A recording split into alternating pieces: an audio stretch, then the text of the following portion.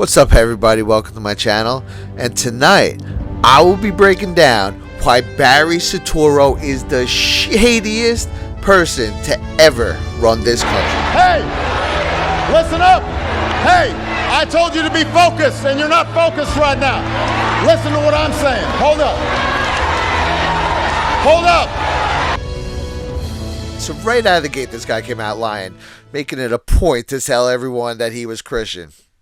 We're like, your name is Barack Hussein Obama. I'm going to go out on a limb here. I'm going to say you're probably a Muslim. But no, he made a point. And it wasn't even so much like that he was Muslim or Christian. It was just the fact that he's so blatantly lied to everyone right out of the gate. Which brings us to clip one. What I was suggesting, you're absolutely right that John McCain has not talked about my Muslim faith. And you're absolutely right that that has not come... My Christian faith, my Muslim faith. Now, I know you're not going to believe this, but they actually cut that part out of the final edit. I know that's crazy. But that part never aired, which leads us to this gem. Here's then Senator Obama with one Louis Farrakhan. You know, the guy that preaches death to Whitey all the time? Yeah, no big deal. And here is then Senator Obama traveling to Ukraine to look at a weapons silo. Seems an odd trip for a junior senator. Which leads us to clip number 2. The time Barack Obama admitted on live TV that he was actually training ISIS. As I've said before, this aspect of our strategy was moving too slowly, but the fall of Ramadi has galvanized the Iraqi government. So with the additional steps I ordered last month, we're speeding up training of ISIL forces, including volunteers from Sunni tribes in Anbar province. I guess that must have been before they decided who was going to be the bad guy in their little planned war over there, whose sole purpose was being the crux to send their Trojan horse and all the migrant caravans all through Europe, and then they tried in North America. Thankfully, Trump won and stopped that, which, you know, surprise, surprise, now there's migrant caravans coming up through Mexico. They're so predictable. Which leads us to clip number 3, the time Obama got caught on a hot mic committing, you guessed it, Russian collusion. My last election, basically. Yeah. After my election, I have more flexibility. Yeah, I understand. I transmit this information to Vladimir and Alexander. All right, this one I want to take a second look at. Now, look how shadily he looks around after he gives him that message to Vladimir. My last election, basically. Yeah. After my election, I have more flexibility. Yeah, I understand. I transmit this information to Vladimir and Alexander. Looks like a high school kid that just bought a bag of weed. Attorney General Eric Holder is in the middle of a battle with Congress over the Fast and Furious program. You'll remember that Fast and Furious was the program run out of the Department of Justice. It allowed hundreds of guns to be intentionally trafficked across the border into Mexico. Yeah, nothing to see here. Just the guy who spent 8 years trying to disarm America, sending machine guns south of the border and arming the Mexican cartel. Guys, it was just a sting operation, though. Which leads us to our most interesting Obama connection to date, which actually just happened last year. New today, 5 adults arrested inside that filthy New Mexico compound where police found a boy's remains and 11 starving children. Those adults making their first court appearances today. Authorities raiding the compound last week in search of a missing child with severe medical problems. A couple whose land the compound sits on told local and state law enforcement months ago they believed they saw this missing child back in either January or February. And now the same couple is wondering why law enforcement waited until last Friday to carry out the raid. Now, the reason why this one gets interesting is because the man who's arrested father is a radical imam from Brooklyn, Siraj Wahaj, who has ties to the 1993 World Trade Center bombing. He's a supporter of Al-Qaeda and Hamas. He's coming out and said that. And the connection, why this is so interesting, is because he spoke at Obama's 2012 DNC. Now, not the actual convention. It was a week before they had the first ever Juma. It's Arabic for gathering at the DNC. and he was the keynote speaker at this. The three Islamic-centered event, beginning with a Friday afternoon prayer and sermon and an Islamic banquet and an all-day Islamic festival. And he was the grand imam for this event. So this man who was training school shooters' father is a huge tie to Barack Obama. And you say, why is that a big deal? That's because the rate of mass shootings tripled under Obama. I only went back as far as Reagan, but Reagan in 8 years had 31. Bush in 4 years had 18. Clinton in 8 years had 54. Bush in 8 years had 49. And Barack Obama in 8 years had 132. This is the guy who constantly pushed gun control. Every time there was a mass shooting, gun control, gun control, gun control, gun control. Who was just linked to a compound where they were training school shooters. Not only did this get minimal coverage, but no one will tell you they never fully investigated that place because it was bulldozed right away. The authorities came right out and said, oh, we didn't get a chance to do a full investigation there because someone bulldozed the site. I mean, you can't make this stuff up. Which brings us to our fourth clip. Grab 'em by the Barry. Yeah, another guy said, but I tell you what, you won't see me moving to no African jungle anytime soon. Or some goddamn desert somewhere sitting on a carpet with a bunch of Arabs. No, sir. And you won't see me stop eating no ribs either. You gotta have them ribs. And pussy too. Don't Malcolm talk about no pussy? Now you know that ain't gonna work. Hold up! Hold up! Hold up! Everybody sit down and be quiet for a second. This next one comes to us straight from the WikiLeaks, from an email from Fred Burton, where he stated, I think Obama spent about $65,000 on taxpayers' money flying in pizza and dogs from Chicago. Now, unless those pizza and dogs were made of gold, I think it's pretty safe to say that they're using code for something. And that's when a lot of people chimed in and said that the FBI's own pedo code is young boy hot dog, young girl pizza. So, I mean, I think that $65,000 mark makes a little more sense now. Which brings us to clip number 5. Is Obama gay?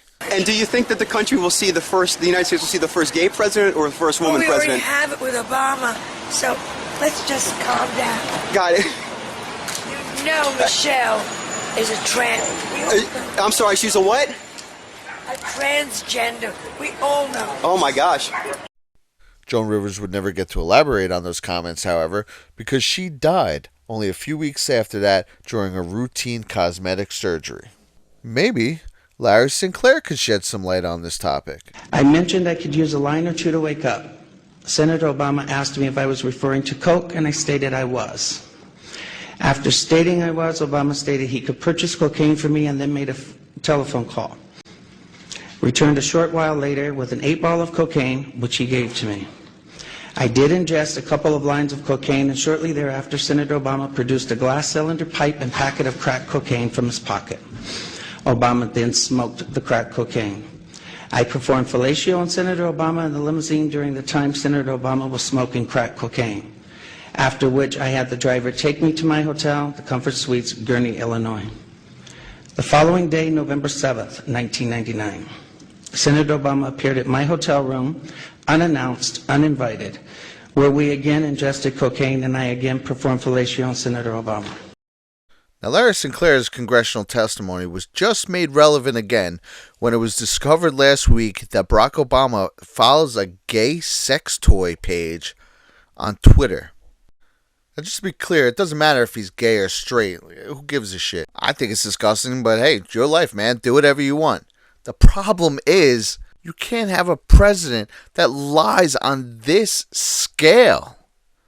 Which brings us to our next clip. Here is Barry Soetoro calling his wife Michael, not once, but twice. That's not a mistake you My make. kids asked me, they said, you've got to ask the president, does anything scare him? You know, well, when Michelle's mad, I get worried. Most of all, Admiral Mullen, Deborah, Michael and I also want to... So now the question becomes, whose kids are these? For the answer to that question, you have to look no further than this picture seen here on vacation with the Obamas. They're good friends Martin Nesbitt and Anita Blanchard.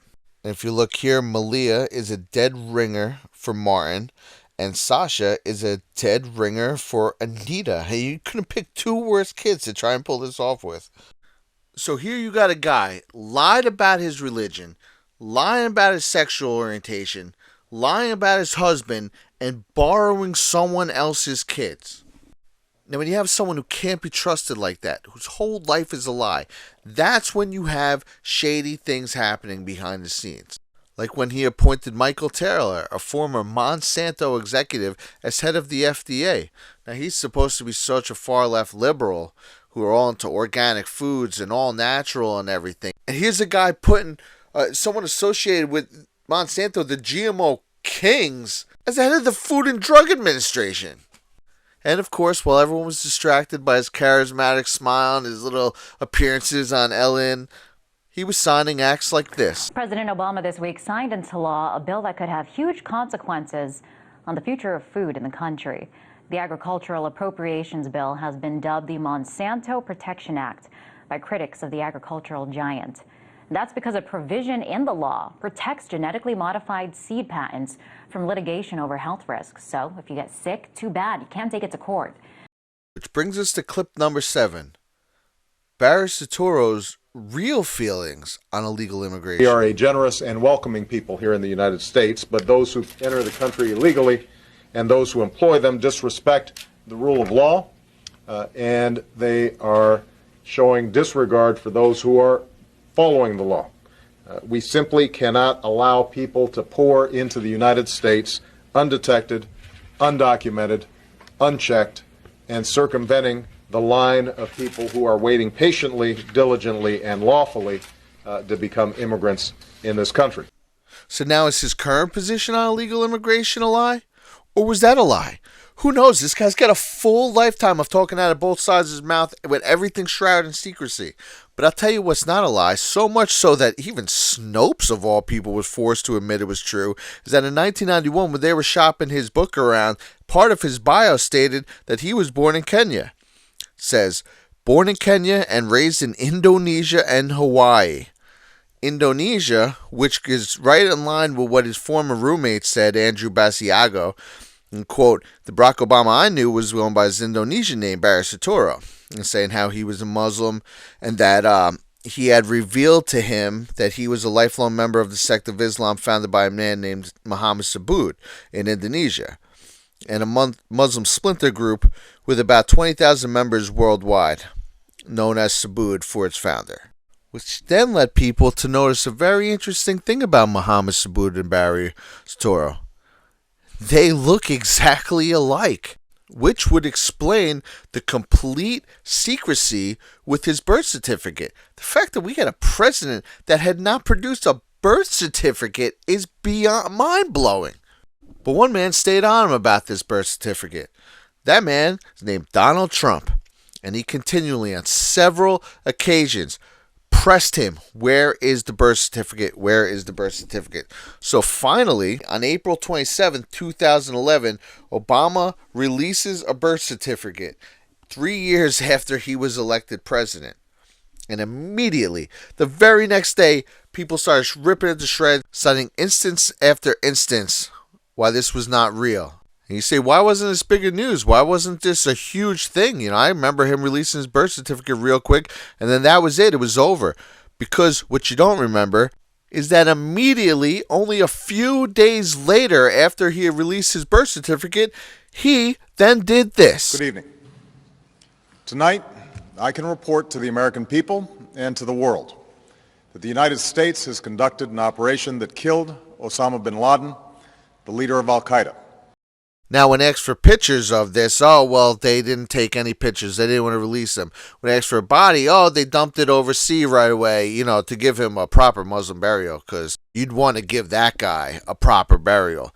But that's okay. Fox News let the bag out only a few months after September 11th, reporting that he had already died. Osama bin Laden had died a peaceful death due to an untreated lung complication, the Pakistan Observer reported. So now this is completely out of everyone's memory. As soon as it came in, right in a week, completely flat-tired. Everything Trump did for years trying to get him to release it, he finally releases it, and what does he do? Flat tires it with the biggest drop you could have in your arsenal, capturing bin Laden, supposedly, even though Fox already reported him dead and there was no pictures and no evidence. Oh, and wouldn't you look here, the health director who approved Obama's birth certificate dies in a plane crash, and everyone else in that plane crash lived, but somehow she was the only one to die. Which leads us to the final example of why Barry Soetoro is the shadiest president of all time. And for this one, we will be going right to the Bible. Luke 10:18. And he said unto them, this is Jesus talking, and he said unto them, I beheld Satan as lightning fall from heaven. And you're saying, what does that have to do with Barack Obama? Well, Barack Obama wasn't born Barack Obama. He was Barry Soetoro. He personally changed his name to Barack Obama, who he tells us is his father, which we know it's Muhammad Saboot is his father. So what does he mean when he says he's my father? Well, Barak in Hebrew means lightning, and Obama means of a high place of worship. Lightning from a high place of worship. And he said unto them, I beheld Satan as lightning fall from heaven. So he changed his name to Barack Obama after his father, Satan. Now you could say that's just a coincidence. Maybe that is just a coincidence. I don't know. All I know is that this is a man who changed his name to the Hebrew meaning for Satan. And that, my friends, is the book on Barack Obama. Where we go one, we go all. Well, when Michelle's mad about my Muslim faith, you won't see me moving to no African jungle. My last election, after my election, I have more flexibility. And pussy too. Don't Malcolm talk about no pussy? We're speeding up training of ISIL forces. We simply cannot allow people to pour into the United States undetected, undocumented, unchecked, and circumventing the line of people who are waiting patiently, diligently, and lawfully to become immigrants in this country. Hold up! Hold up! Everybody sit down and be quiet for a second. Everybody sit down and be quiet for a second. This is what I mean about folks not being focused. I told you to be focused, and you're not focused right now. Listen to what I'm saying. Hold up.